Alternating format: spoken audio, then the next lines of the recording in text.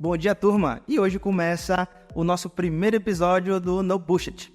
Hoje a gente está aqui com o Fabrício, especialista em defesa do consumidor, e a gente vai falar um pouquinho sobre o assunto. Fabrício, eu queria que você se apresentasse, né? Olá, sejam muito bem-vindos, né? É um prazer também para mim estar nesse trabalho que você está iniciando, esse projeto muito importante para os empreendedores. Me chamo Fabrício, sou advogado há 6 anos, tenho uma atuação majoritariamente em defesa do consumidor e dizer que é um prazer estar aqui falando com você. Bacana, show de bola. Fabrício, para começar, eu queria decorrer um pouquinho mais a tua história, até para a nossa audiência te conhecer melhor. No caso, tu começou faculdade quando? Vamos lá, eu creio que lá para 2014 iniciei a faculdade, eu ia falar 19 foi a conclusão. 2014 iniciei o curso, sempre desejando a advocacia. Sempre quis? Sempre quis. É engraçado que as pessoas perguntam assim, você vai ser juiz, promotor, não sei o quê. Porque às vezes quando a pessoa faz direito já almeja algo maior assim, né? E aí é um equívoco, porque primeiro que não existe hierarquia entre juiz, promotor e advogado. E segundo que o papel da advocacia, ela é indispensável para que a justiça alcance a sociedade, né? Então eu diria que vai mais da convicção do que você deseja fazer. E sem dúvida alguma, advocacia em favor, né, do consumidor, é uma paixão que eu gosto. Sempre quis atuar nessa área? Não, consumidor? Sempre quis advogar. E durante a minha graduação, com estágios e conhecendo tudo, e com experiências pessoais também, eu fui me aproximando da defesa do consumidor e até hoje a gente tem atuado. É isso. Bacana. Quando você escolheu o direito, você fala que sempre quis ser advogado, correto? Teve algo que teve um start, assim, porque às vezes a pessoa quer ser policial, porque o pai é policial, vem de família de policial e tal.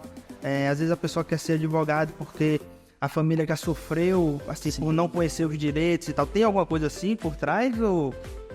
Eu penso que sempre existe uma influência, talvez a gente não sabe exatamente qual ponto da nossa vida houve essa influência, mas eu tenho alguns profissionais que sempre me inspiraram, né? Tenho profissionais na minha família e também pessoas aqui com quem eu estagiei, por exemplo, um advogado muito conhecido na cidade, o Dr. Arnaldo Freitas.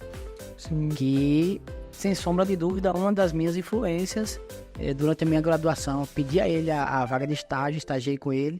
E aí, sempre confirmando, né? Meu desejo. Sim. Sempre tem as influências. Para exemplificar mais pro público que tá em casa, Fabrício hoje... Fabrício, eu conheci Fabrício, vou falar um pouco agora a minha percepção sobre Fabrício. Fabrício eu conheci através de minha sogra, que eu não sou daqui de Serrinha. E eu precisei de um advogado exatamente nessa área. Verdade. A gente tava processando Casas Bahia. Foi logo quando eu casei. A gente comprou os móveis lá. Bem lembrado. Eu morava na casa da sogra e, tipo assim, o plano era ir pra casa com a casa já mobiliada, né? Assim, a gente casou, programou tudo certinho e os móveis não chegou. Os móveis demorou 40 dias ainda pra eu fazer uma reclamação após o atraso. E eu falei, não, tá na hora de procurar um advogado, porque assim, eu não sou muito do processo, né? Eu não, nem gosto disso, mas tem hora que... Concordo com você. A gente meio que é feito de marionete, né? Não, vou abrir o chamado, espere tantos dias e nunca se resolvia. Chamei Fabrício de lá pra cá, acho que a gente já teve uns 4 ou 5 já processos vencedores aí juntos. Inclusive na área, né? Sim, verdade. Beleza. Fabrício, traz um pouco do conceito e a importância do Código de Defesa do Consumidor pra gente. Pronto, perfeito, vamos lá. O Código de Defesa e Proteção ao Consumidor é uma lei que eu diria que ela é elogiada, não só no Brasil, mas em muitos outros países, dada a sua qualidade na sua proteção nas relações de consumo, certo? É uma lei extremamente clara, é uma lei extremamente precisa nas relações de consumo, ela é muito objetiva no que ela quer se propor a proteger as relações de consumo. E até trazendo um pouco um gancho aos empreendedores, que é o seu maior público, ela protege também os empreendedores, porque a ideia dela é proteger, mas trazer um equilíbrio. Não é beneficiar ninguém, mas trazer um equilíbrio nas relações buscando cada um o seu papel. Eu diria que o Código de Defesa e Proteção ao Consumidor, como é o nome correto dela, que a gente chama de CDC, ou Defesa do Consumidor, é sem sombra de dúvida uma das leis mais elogiadas do Brasil por ter alcançado de fato a sua finalidade, né? É proteger as relações de consumo. As relações de consumo, bacana. Pensando nesse objetivo de proteção, tanto do consumidor quanto pela empresa, hoje nosso público, a maioria dele, ele é pequenos e médios empresários, né? Inclusive aqui na nossa terrinha, né? A maioria das empresas está enquadrada dessa maneira, né? Qual é a sua visão, assim, do CDC, não é isso? Sim, do CDC em relação às pequenas empresas, porque assim, eu vejo muito que às vezes o empresário talvez não se preocupe tanto com isso, e aí eu acho que talvez por desconhecer, né? Qual a tua visão, qual a tua opinião sobre isso aí? Isso eu digo o seguinte, o empresário, né? O empreendedor que está não só iniciando, mas que tem um negócio que a gente pode classificar assim como pequeno ou médio porte, ele deve se atentar ao Código de Defesa do Consumidor, e isso é uma recomendação que eu lhe digo para que você proteja o seu negócio. Já vi casos, e aqui eu já trago exemplos, que as pessoas são processadas por descuidos, e aí, infelizmente, a gente sabe que o pequeno empresário, a sua margem de lucro ainda está, né, galgando pequenos degraus, e uma ação judicial pode, de fato, impactar o seu lucro mensal, ou talvez ser uma porta, né, de muitas outras ações. Quando o empresário ele se descuida reiteradamente, ele abre, infelizmente, uma porta para que outros consumidores exijam seus direitos, muitas vezes, ou até mesmo pessoas com má fé, e buscam o seu erro, e a partir disso, infelizmente, se você deu uma brecha, você pode responder por não ter o cuidado necessário. Sim. Um detalhe muito grande, tipo assim, quando a gente vê empresas maiores, já tem departamento jurídico, já tem até um orçamento prévio para tratar aquela área, né? Verdade. Então assim, eles já pensam nisso. Quando a gente fala sobre o pequeno empresário, às vezes até porque às vezes a margem de lucro do pequeno empresário é menor, né? O volume de venda acaba sendo menor, falta recurso para cuidar disso. Então assim, pensando nisso, qual seria a primeira dica? Vamos começar logo aqui com a dica boa. Qual seria a primeira dica para o pequeno empresário se proteger relacionada a isso? Vamos lá, a primeira dica, se você não quer de forma alguma gastar dinheiro, é você ser um empresário simpático, ser aquela pessoa que compreende a dor do seu cliente, porque inevitavelmente em algum momento você pode se deparar com um erro seu, e o que é que você vai fazer? Mas de um ponto de vista mais técnico, mais correto, a minha recomendação é, no mínimo, você procurar um profissional da área do direito para que ele revise e atenda às necessidades do seu negócio. Um vendedor que entrega determinado produto, e você ter um documento para que quando você vende esse produto, lhe assegure, para que você preste ao seu cliente uma documentação que proteja ele, mas também, principalmente, proteja você.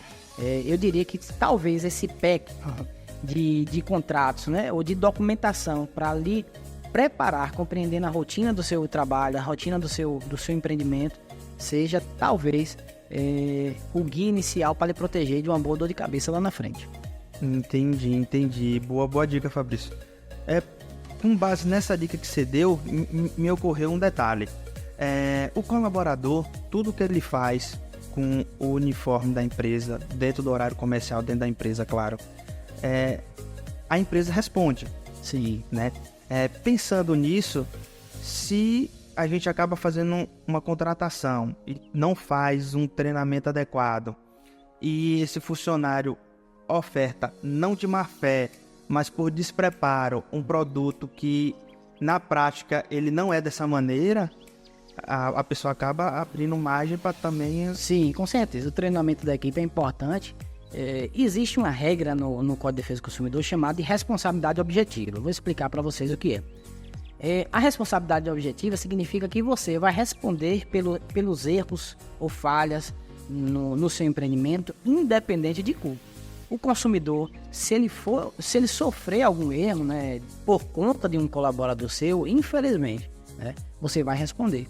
É um colaborador, digamos que você vende um produto que é R$300 e ele chega pro cliente e fala que está na promoção, é 150, né? Infelizmente foi o seu colaborador que disse que era R$150, né?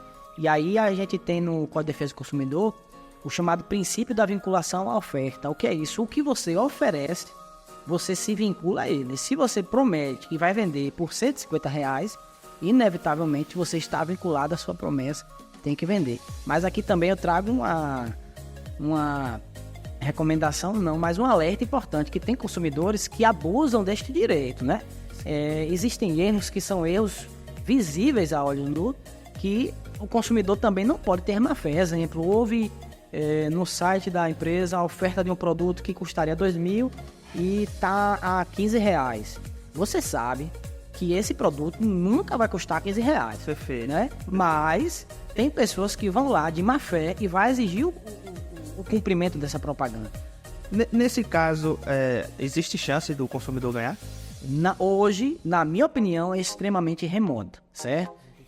Já houve, antigamente, juízes que aplicavam literalmente a letra do Código de Defesa do Consumidor. O fornecedor de serviço ou de produto, ele é vinculado à proposta, mas isso é mitigado porque, de fato, se você observar, não faz sentido, né? É um erro justificado. Tá na cara. Tá na cara. Você vai comprar, sei lá, um iPhone, vamos dizer que ele é usado, R$4.000 ali, e ele tá sendo ofertado por R$400, digamos que quem botou esqueceu de botar um zero, nunca que um iPhone vai ser R$400. Então, tipo assim, das duas, uma. Ou foi um erro ou foi um golpe. Mas aqui, Magno, eu deixo um alerta para o empreendedor. Você provavelmente vai vencer nesse processo, mas você vai ter custo. Você vai ter que contratar um advogado para lhe defender. Então, assim, é um erro que, por mais que você saia exitoso na ação, você, o pequeno empresário que não tem um departamento jurídico, ele vai ter que arcar com essa dívida. Então, não deixa de ter um prejuízo por um erro, infelizmente, amador de sua equipe. Sim, perfeito, Fabrício, perfeito. Assim, a gente já acabou entrando nesse assunto que seria dos erros comuns. Sim. Tu consegue nos trazer mais alguns exemplos? E assim, se teve algum exemplo aqui em Serrinha, que seria interessante a gente saber também. Não precisa nem falar nome de ninguém nem nada, claro, mas só o exemplo em si. Erros comuns que eu diria que essa não preparação de uma documentação relacionada às suas necessidades. Eu vou exemplificar. Se você é um vendedor de celular ou uma assistência técnica de reparos, né? Certo. Você faz o reparo de aparelhos eletrônicos, não só de telefone. Mas se você não tem uma nota de entrada, nessa nota de entrada, o que se recomenda? A pessoa chega no seu comércio e fala: meu telefone está com a tela quebrada, está com a bateria inchada. Se você não registra isso na sua nota de entrada, aí você pega o aparelho da pessoa, troca, vamos supor, a bateria e entrega com a tela trincada. Se essa pessoa de má fé chegar para você e falar: não, minha tela não estava trincada, como é que você vai provar judicialmente que a tela não estava trincada? É a nota de serviço, é a nota de entrada, né? Então, são documentos essenciais que o empreendedor tem que ter. E foi bom você ter tocado nesse assunto, porque assim, hoje, né, aqui a gente tem uma hold de empresas, mais ou menos umas 5 ou 6 empresas que a gente administra. E o que acontece? Uma delas foi a Pau Informática. Você deve se lembrar que, infelizmente, a gente não conseguiu ir muito à frente com ela, acabou encerrando a operação. Mas a gente cometia um erro. E eu vi assim, a gente cometendo isso que você acabou de falar. E quando aconteceu o primeiro erro, eu falei: epa, a gente não pode deixar isso repetir novamente. Que é exatamente isso. Ou seja, um notebook entrou para assistência técnica. E o que é que acontece? Ele entrou com relato de um problema.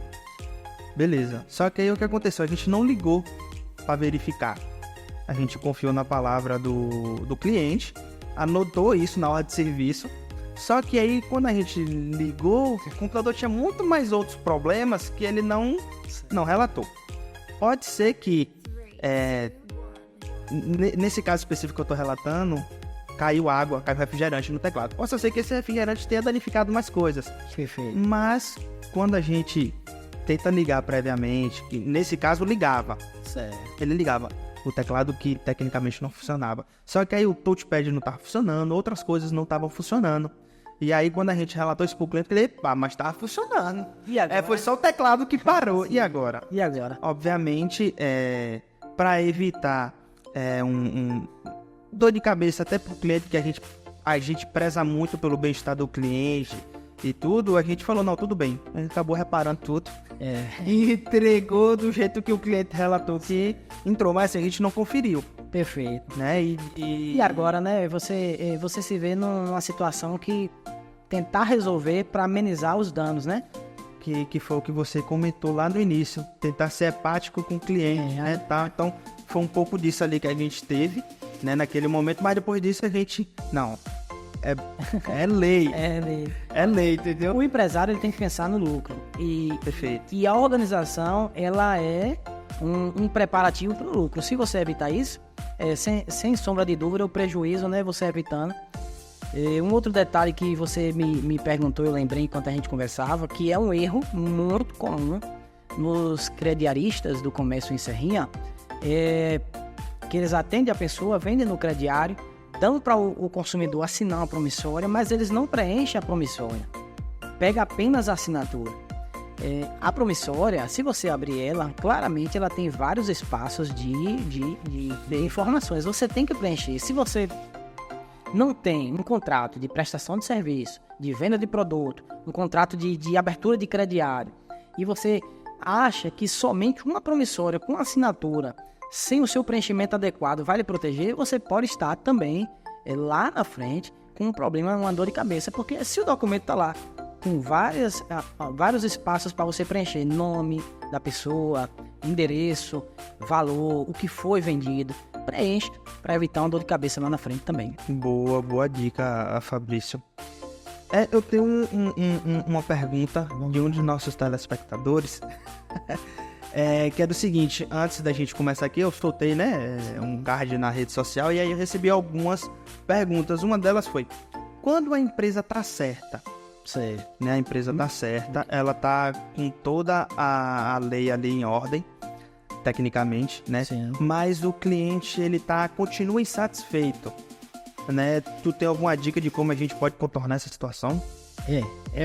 Olha, você vai ter clientes chatos, você vai ter clientes problemáticos, e a habilidade do empresário neste momento é muito melhor do que conhecer a lei. Aí é o que a gente chama de jogo de cintura, né? Você tem que ter o jogo de cintura. Eu vou lhe dizer um caso que aconteceu não só em Serrinha, mas em toda a região. Serve de alerta ao seu público e a todos os empreendedores. Eu me recordo de que eu atuei na defesa de um caso, que eu conheci esse rapaz por coincidência numa oficina de moto. Eu cheguei lá, o cara tava analisando o site do tribunal, e aí eu puxei assunto, né? Tá vendo seus processos? Eu sou advogado. Ele falou isso pra mim, ele não era advogado. Mas ele me disse, não, eu sou advogado. Eu falei, beleza, eu tô estudando e tal, também gosto muito, nem me identifiquei como advogado na época, me recordo bem. O que aconteceu? Tempos depois, alguns meses depois, apareceu um cliente nosso que havia sido processado por ele.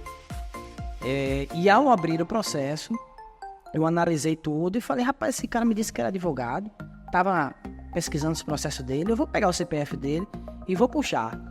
E me espantei. Esse cara era profissional em criar circunstâncias de risco para a empresa. Ele chegava no ambiente, aqui cabe o alerta para você. Ele chegava na empresa, comprava um produto, tempos após ele abria uma reclamação e todos os empresários que não davam atenção devida sofriam o processo. O que acontecia? Ele dizia que o produto estava com defeito.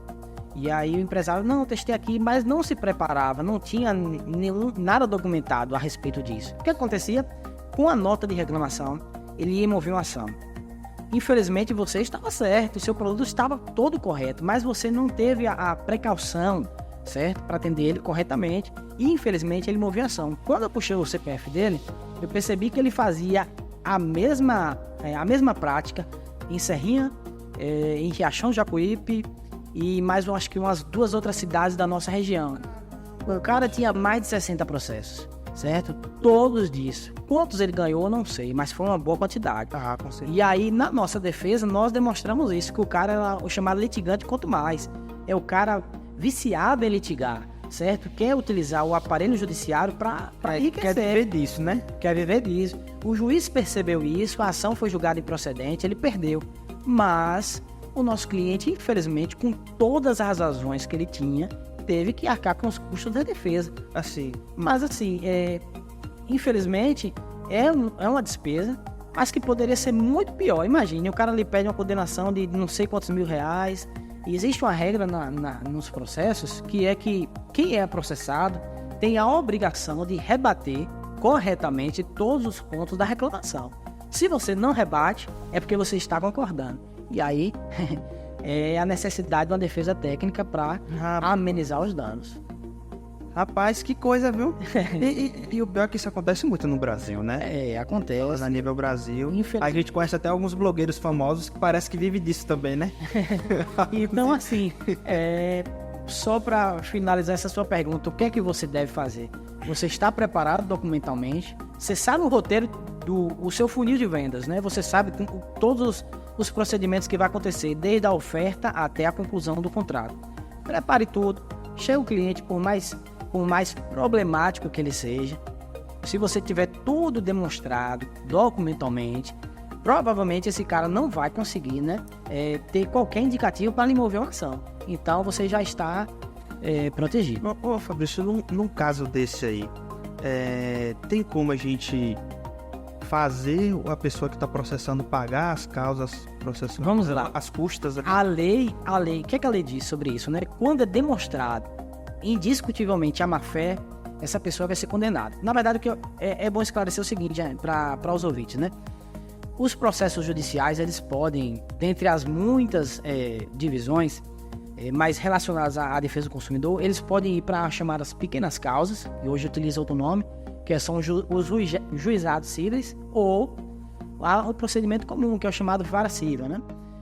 Nos juizados, você não paga para entrar, e também, quando você perde, você não é obrigado a pagar as custas processuais nem os honorários advocatícios. Se fosse no procedimento comum, na vara civil, a pessoa que perde, ela é condenada a pagar uma indenização ao seu advogado, mas que não tem nada a ver com a sua defesa. Como se fosse uma condenação para compelir essa pessoa a ingressar com ações injusta, certo? Entendi. Mas vamos lá, voltado majoritariamente, as ações de defesa do consumidor são em juizados. As ações de juizados, você, se quiser, não precisa nem de advogado, você vai no fórum, né, na justiça, onde você, na sua cidade, e registra a queixa. Lá, a queixa vai ser processada, vai ter audiência e tudo mais. Mas, se for comprovado que a pessoa litigou com má fé, ela pode ser condenada, sim, às custas e honorários advocatícios. Agora, na prática, sendo bem sincero, é incomum. Na prática é incomum. Bacana, é bom a gente saber disso também. É uma coisa, Fabrício, que acontece muito, e aí eu posso falar com um pouco mais de propriedade aqui em Serrinha, é a tal da venda casada. Sim. E isso aí eu falo, inclusive, não que os empresários serrinhenses façam isso, mas que eles sofram isso dos bancos. Sim. Né? E aí eu quero fazer esse alerta justamente para o nosso público. Perfeito. Para eles não se sentir na obrigação de comprar na verdade, ele precisa de um produto. Sim. E às vezes, na cabeça dele, ele só vai conseguir se adquirir o outro porque o gerente falou. Perfeito. Ou qualquer outro funcionário do banco falou. É assim mesmo. E aí, eu vou dar um exemplo, tipo assim, a gente pegou muito isso aqui, né? Tipo assim, para os nossos ouvintes que não sabem, hoje a gente também aqui na Hold, a gente gere a parte comercial ali da Stone, né? Stone Franquias. E quando nossos clientes, às vezes, já tem a nossa máquina ali de cartão, aí entrando um pouco no assunto, chega um outro banco, que aí também eu não vou citar o nome, chega um outro banco e ofertando uma linha de crédito. Até aí tudo bem. Ok. Só que para ele obter a linha de crédito, obrigatoriamente ele tem que ter a máquina do outro banco. É a venda casada. É a venda casada. Sim. E aí a gente até fala assim pro nosso cliente, você não precisa cancelar a Stone. Você pode pegar o produto, se você quiser a gente troca o domicílio de recebimento, porque assim, na minha visão, o banco quer dinheiro. Claro. Então assim, se o movimento que ele vai fazer em qualquer maquininha, né, no nosso exemplo aqui é Stone, o dinheiro dos recebíveis for pro banco que ele tá pegando o capital de giro, tá lindo pro banco. Perfeito. Só que obviamente o gerente ele tem as metas dele e tal, ele quer empurrar a maquininha porque se ele vender aquilo ali, ele vai ter a meta, a comissão, ele vai ganhar mais. Então, eu queria que tu discorresse um pouco sobre esse assunto e a gente desmistificar de uma vez por todas que isso é contra a lei. Perfeito. Porque às vezes a gente fala, só que aí na cabeça do cliente ele... Sim. Vindo da gente é suspeito, né? Ele acha que a gente que quer segurar ele e tal. Mas não, de forma alguma. Só para quem não sabe, né? Vamos definir de uma forma bem sucinta, bem objetiva. Venda casada é o condicionamento de um produto a outro. Um exemplo, trazendo o que você trouxe aqui, a pessoa quer o capital de giro para impulsionar o seu negócio, mas o gerente fala, eu vou te dar o capital de giro, mas obrigatoriamente suas vendas têm que ser na nossa máquina. Isso é venda casada sim, né? E a prática devida. O que acontece? A gente sabe muito bem, como você falou, às vezes o gerente tem metas. A nossa advocacia hoje é muito voltada em relação ao contrabando justamente por isso. Os bancos cometem uma quantidade de abusos absurdas justamente pela pressão que tem dos bancos em seus funcionários para bater metas e metas e metas, e no final das contas quem vai pagar essas metas é o empresário. Vamos lá. A pessoa pode adquirir o capital de giro, aceita. Infelizmente, ela vai estar assinando um contrato, não só da maquininha, mas como você disse, não pode ser condicionado uma coisa a outra. Então, você, lá na frente, você pode muito bem questionar isso. Você pode dizer, não, eu prefiro uma maquininha como a Stone, que a gente sabe que tem uma margem de juros muito baixa. A pessoa pode estar dando majoritariamente o seu interesse no que ela quiser e receber o seu capital de giro. A venda casada é uma prática abusiva e, embora seja muito comum, ela pode ser rebatida em qualquer momento, e os abusos que forem cometidos pelo banco você pode questionar judicialmente, sem dúvida. Então, assim, uma dica, porque assim, a gente sabe que o empresário hoje ele precisa muito de um capital. Com certeza. Né, para poder evoluir e gerir seu negócio. Então, assim, às vezes a pessoa fica com receio de não adquirir a máquina do banco. Sim. Porque o gerente está falando que precisa, em primeiro lugar, né? E se ele se recusar e manter a Stone ou qualquer uma que esteja no balcão dele atualmente, ele não consiga o capital de giro. Sim. Então, assim, tem alguma estratégia que você possa trazer para os nossos clientes, para os nossos ouvintes, conseguir o capital e mesmo assim não fazer a compra, não ter a compra casada ali? Eu acho que o seu diálogo com o seu gerente, ela é primeiro passo. É demonstrar que você conhece o seu direito. Você vai deixar muito claro que você quer o capital de giro. O capital de giro é um produto altamente rentável para os bancos. O seu gerente já está lucrando com isso. Então, a princípio, é você demonstrar que você sabe que o que ele está aplicando em você é a venda casada. Você vai falar, olha, eu sei o que está acontecendo aqui. Eu sei que você quer bater suas metas, eu sei que a sua máquina tem determinado benefício, mas eu já tenho a minha. Eu quero capital de giro, o banco já vai lucrar com capital de giro. Então, qual é o motivo de você não liberar? A gente sabe que muitas dessas liberações de crédito do banco partem do relacionamento. Então, a primeira recomendação é que você tenha um bom relacionamento de forma sincera e clara e expressar, olha, eu sei que isso é venda casada. Sem querer lhe cortar e já cortando, mas o argumento, que o gancho é muito bom. A gente ouve muito esse argumento. Não que... Quanto mais produto do banco você tem, mais o banco lhe dá. Porque a questão do relacionamento, né? Que aí fala, não, o banco preza muito o relacionamento. A gente ouve muito isso na rua. Então, assim, e aí fica, né? Aí, obviamente, junto ali com a maquininha, ele limpou um seguro de vida, ele limpou um cartão de crédito, né? E aí ele começa a limpar um bocado de produto, uma capitalização. Sim. Quando você faz ver, você já tá pagando R$1.000, R$2.000 só de taxa. Aí que acontece. O que acontece muito, que dificulta o empreendedorismo hoje, é justamente essa opção dos bancos em limpar na venda casada uma infinidade de produtos. E aí o que acontece? A sua parcela, que era para ser X, ela se torna XYZ. E isso dificulta, porque se o capital de giro, a princípio, é para beneficiar o empreendedorismo, passa a ser uma dor de cabeça para o empresário. quantos empresários não conseguem pagar o capital de giro justamente por causa da ambição de bancos, que ao invés de liberar o crédito, impulsiona de venda casada, seguro de morte. Nosso escritório ele tem essa atuação muito no combate a esses abusos. Infelizmente, chega ao ponto de que o empresário já está enforcado, não consegue mais pagar. Aí quando traz pra gente o contrato, a gente vai analisar, infelizmente, são esses abusos que prejudicaram o pagamento, né? Eu já vi casos tão abusivos que, por exemplo, o banco colocou um seguro que protegeria, em tese, o empresário do seguro-desemprego. Aí eu lhe pergunto, quando a gente foi revisar o contrato para baixar as parcelas desse capital de giro, a gente percebeu que tinha lá um seguro-desemprego. Aí eu pergunto, como é que ele vai chegar pro gerente dele e vai falar que ele se demitiu? É um seguro que não vai se aplicar, é nítido a venda casada, né? Rapaz. E era um seguro altíssimo, era mais de R$4.000. Então, assim, então a gente percebe que esses abusos do banco, eles vão prejudicar o empresário muito mais do que ajudar. Rapaz, eu tenho uma fala que, assim, ela é correta em certos aspectos, mas também ela não é correta em certos aspectos, né? Então, vai muito do momento de cada um. Eu costumo chamar banco de bicho-papão. Eu dei esse apelido carinhoso pros bancos, porque, assim, obviamente tem momentos que eles são bons, Sim. ofertam o que a gente realmente precisa e nos ajuda, mas em outros momentos...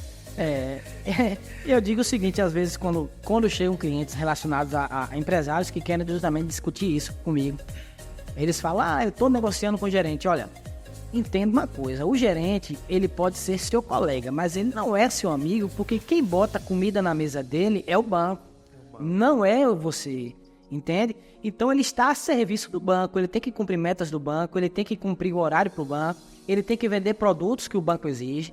Então, quando você senta na mesa para negociar com o seu gerente, um capital de giro desse que você infelizmente cedeu a dezenas de subprodutos, você tem que ter cuidado, porque às vezes você deve 100 mil, rapidamente você está devendo 300, 400, né? Mais que dobra, né? Mais que dobra, e aí você se vê enganchado numa dívida que dificilmente você sairá.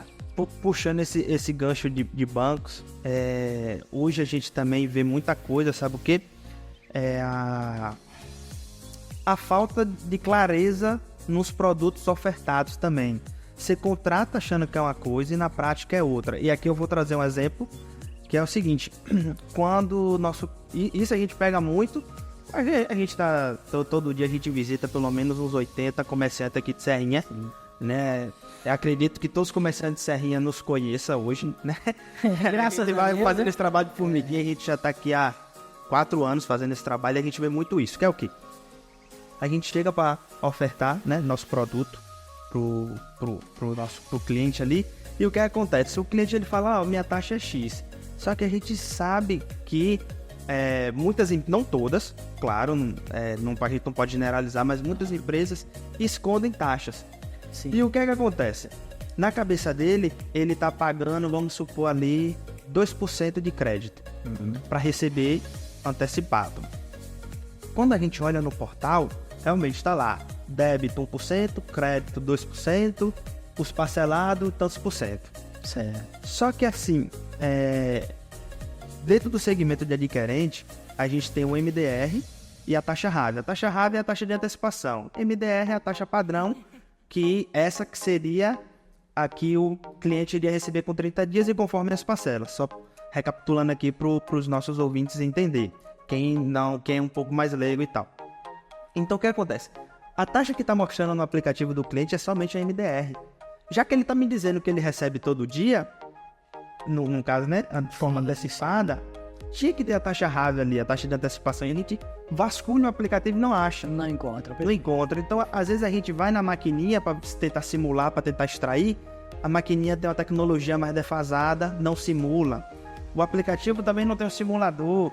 E aí fica eu falando que ele tá pagando uma taxa RAV, porque o aplicativo não mostra, só mostra MDR, só que às vezes, quando vem da gente querendo vender um produto, o cliente fica com o pé atrás, né? Entendi. Só que assim, na prática essa taxa existe. Então assim, eu já encontrei alguns clientes que teve que... Rapaz, às vezes comprou a nossa ideia, Sim. acreditou na gente, né? E às vezes foi no banco. Quando chegou lá no banco que conversou com o gerente, ele me ligou, Magno, tô pagando 1,5 de antecipação. Ou seja, na verdade, aqueles 2% era 3,5%, que seria o 2% da MDR mais o e-mail de antecipação, entendeu?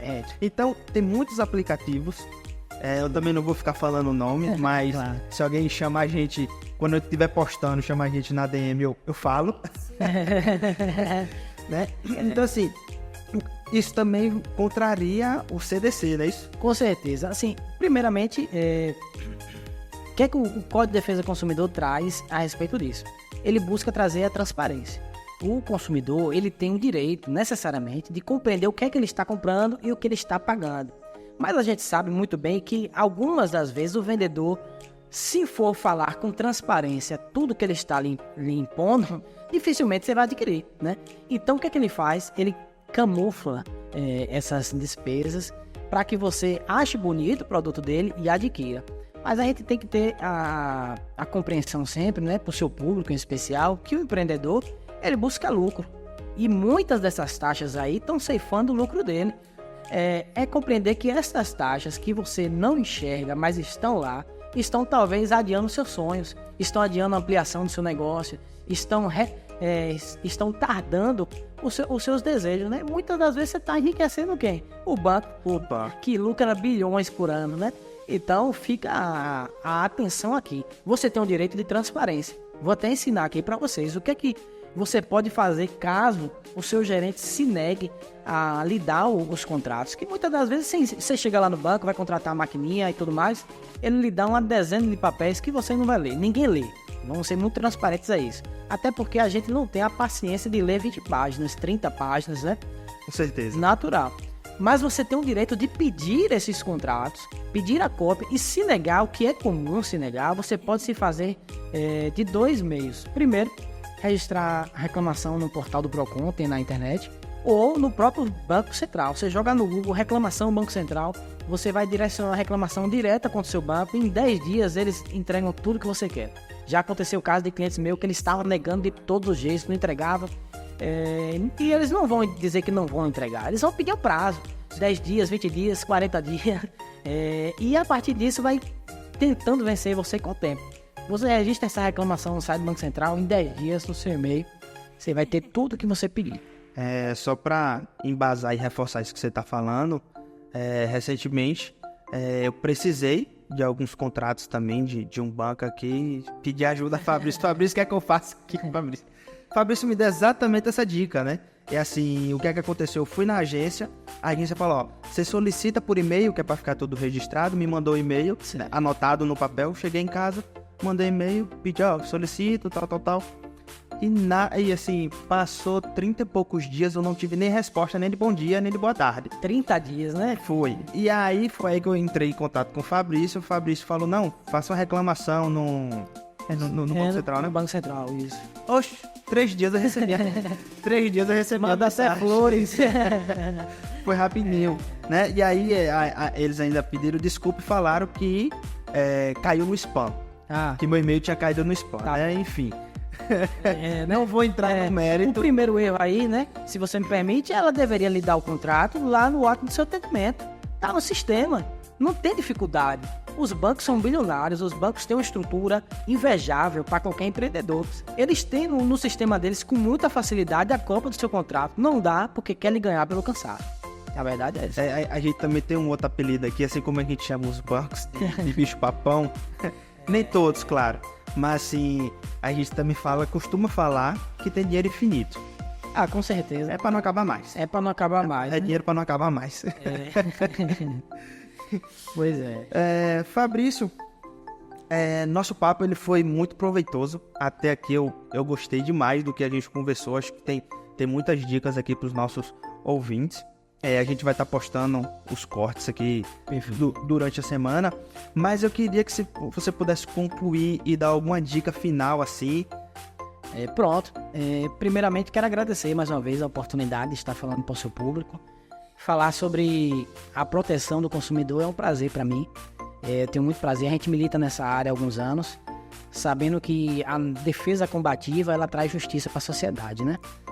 Não é que os bancos são um monstro, mas a lei está para ser aplicada para todos, né? Da mesma forma que ele quer lucro, nós queremos os nossos direitos.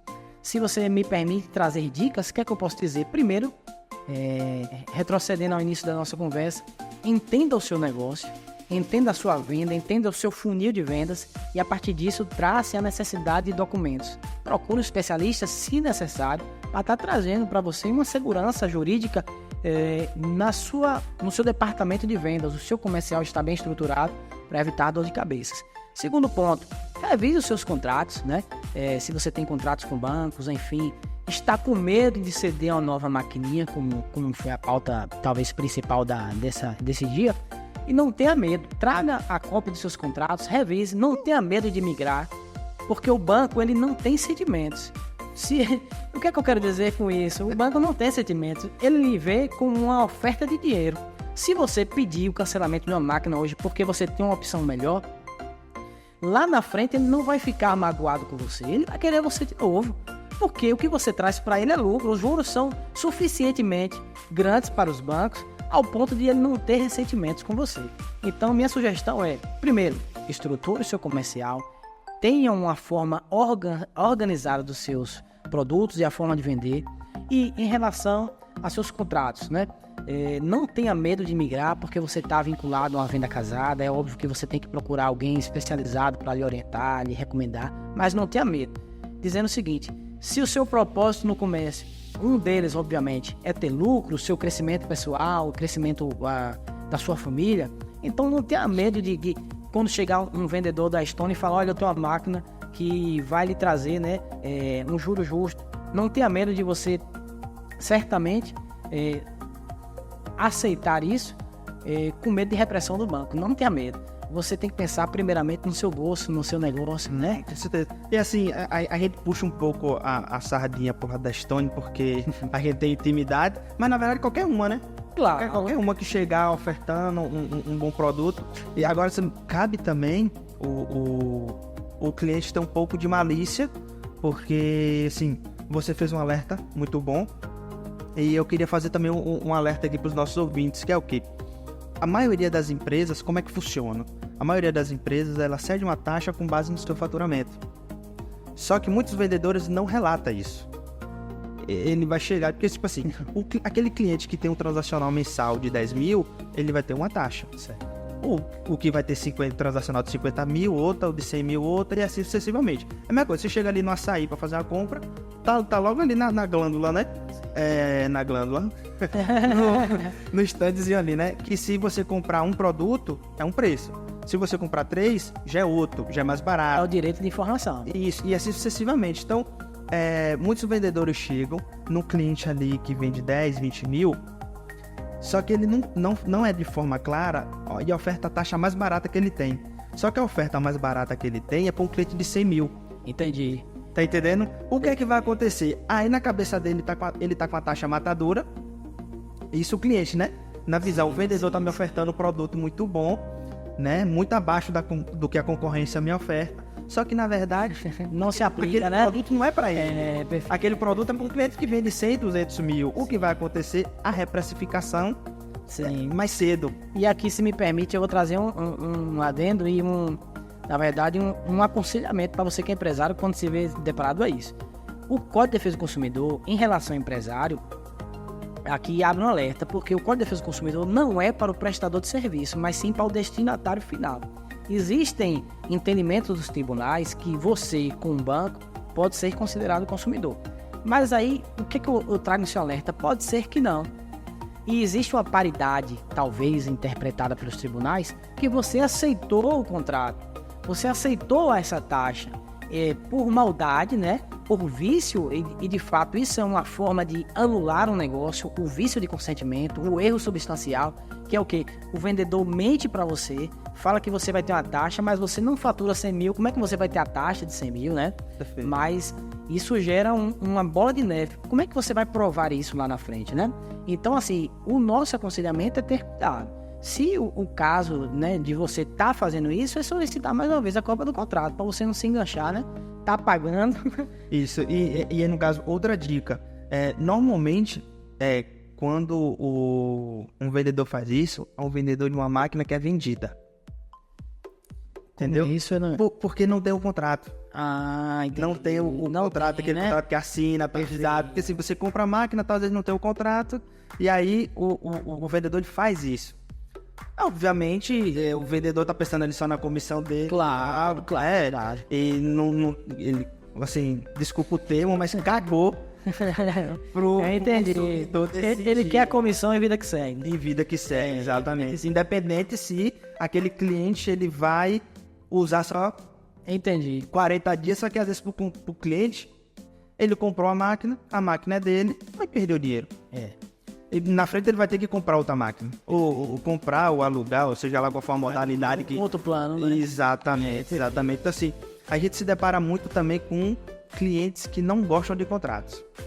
Sim. Assim, eu sei que a gente já quase finalizou, mas como o papo rendeu e veio um assunto bom também, qual dica você dá para esses consumidores que não gostam de contrato? E eu falo assim no sentido, a gente já deixou de fechar para um cliente até importante aqui em Serrinha, um cara muito conhecido, ele vende muito, só que o que acontece? Ele falou, velho, não quero contrato. Entendi. A taxa tá boa, tá tudo bom, entendeu? E nesse caso, ó, repare, ele confiou muito na gente, a gente fez muita amizade com ele, porque a gente tentou fechar com ele já durante um ano, a gente fazendo várias visitas. E aí ele acabou, de tanto ver a gente, acabou gerando aquela amizade, aquela brincadeira e tudo. Ele falou, Magno, olha meu portal e vê com a minha taxa. Então ele me deu acesso. Perfeito. Entrei no computador dele, vi lá o portal dele, falou, sua taxa é essa, não é possível. Eu combinei outra taxa com essa empresa.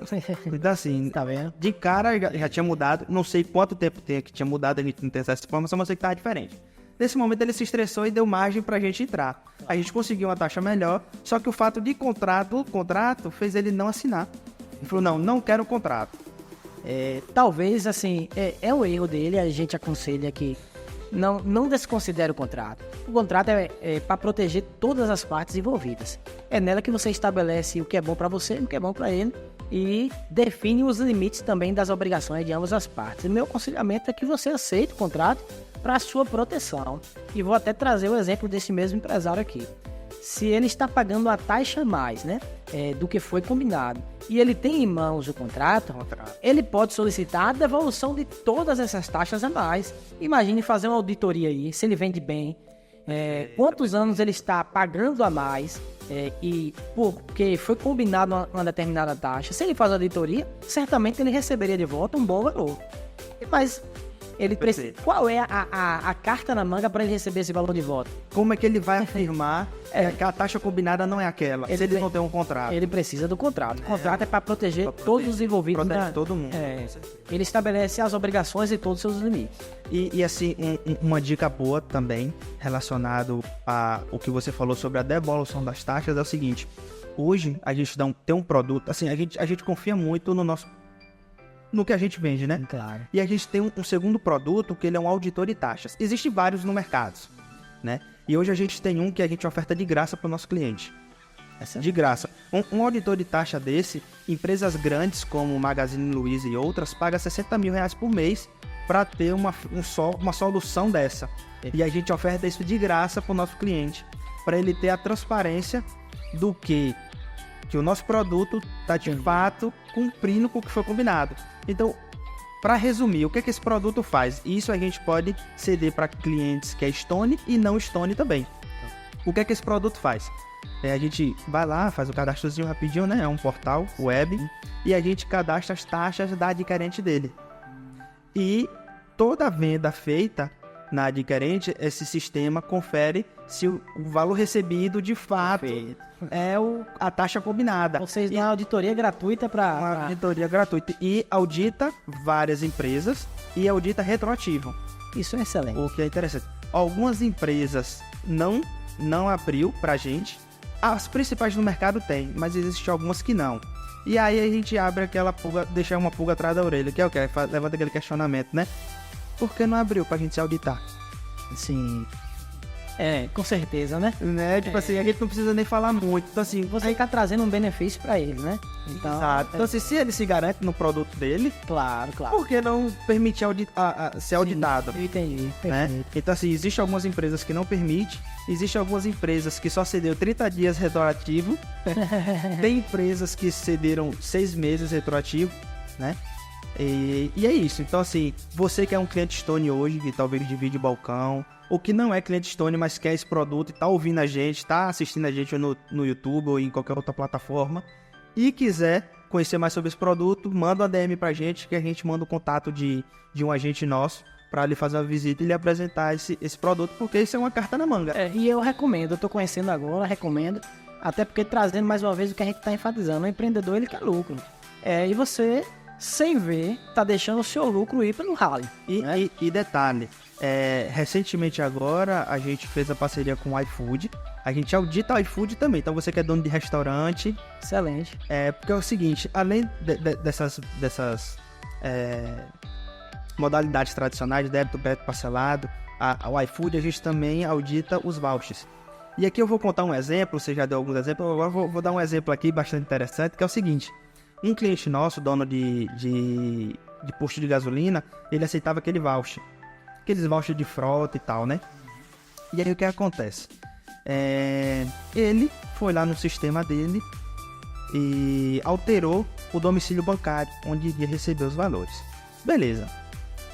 Tempo passou, a gente foi lá ofertar nosso produto. Quando a gente ofertou nosso produto, aí ofertou o X, ele descobriu que ele estava sem receber o dinheiro, só do crédito, o débito estava recebendo tudo normal. Só não estava recebendo dos vouchers. Imagina. Ele tinha 230 mil sem receber. Foi mais ou menos 2 anos que ele não recebia uma modalidade específica. Imagine. E ele só descobriu isso por conta do raio-x, que é o nome do nosso auditor. Sim. Então o que acontece? Agora imagine 230 mil, você joga na mesa. e você descobrir que tem o direito assim, né? Então eu sei que tem uma ferramenta que vai lhe dar essa auditor, vai lhe dar todos os relatórios, todos os laudos para você ir lá e contestar a empresa e dizer, ó, então você receber esse dinheiro aqui, bora. E aí, assim, eu não sei o desfecho da história, mas com certeza ele reivindicou. Ele vai receber valores, e aí eu E acrescento assim, a gente descobriu que ele não recebeu por conta dessa alteração de domicílio, que ele deu início à alteração de domicílio, mas por algum erro sistêmico lá não foi feito. E estava indo para o banco antigo, e o banco antigo ele tinha encerrado a conta. Então a empresa fazia os pagamentos e os pagamentos retornavam porque aquela conta não existia. Ele tem direito a receber todos esses valores corrigidos. Fica aí, né? Bacana. E fica o conselho, né? Eu não consigo conselho. Audite e Audita tudo. audita tudo que você vai ver que tem dinheiro aí, né? E às vezes brinca, se você não quiser, tem quem queira. Não, com certeza, com certeza. Fabrício, estamos chegando ao fim. E agora, de verdade, tem mais alguma dica final? Alguma coisa assim que eu acho que você já deu, né? A dica final é concluir o que você disse. Audite seus negócios, né? Boa. Audite e tenha atenção que tem muita coisa boa pra você. Pronto, show de bola. Então eu queria deixar o agradecimento a Fabrício, nosso primeiro convidado do nosso podcast, esse projeto que está começando. E se Deus permitir, a gente vai ajudar muitos empreendedores aí de Serrinha e do Brasil. Queria agradecer você que está nos ouvindo. E um abraço, quer dizer, se bem que eu ia falar um bom final de semana e um feliz dia das crianças, mas esse episódio não vai ao ar hoje. Provavelmente vai ao ar só segunda-feira ou pra lá, então uma boa semana de trabalho a todos e Deus abençoe. Amém. Valeu. Valeu.